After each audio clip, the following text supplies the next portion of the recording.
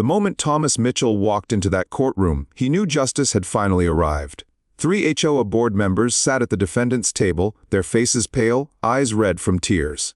They weren't crying out of remorse. They were crying because they knew the consequences of their actions were about to hit. The county judge, a stern woman with zero patience for nonsense, read the sentences with satisfaction. 18 months in federal prison for wire fraud, 12 months for criminal trespass, and best of all, 1,000 hours of community service, specifically designated for scraping gum off courthouse benches. It all started with Karen, the president of the Riverside Heights HOA. Karen had tried to extort $70,000 from Thomas for bogus back dues on a property that wasn't even under their jurisdiction. Little did she know, Thomas wasn't just any homeowner. He was a former military prosecutor with years of experience dealing with criminals far more dangerous than suburban HOA tyrants. When Thomas received a certified letter from Karen demanding payment, he didn't just ignore it. He fought back.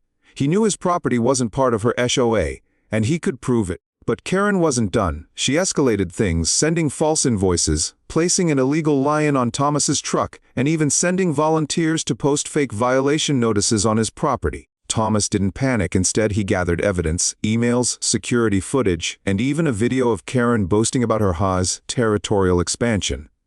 When the day in court arrived, Thomas calmly laid out the facts.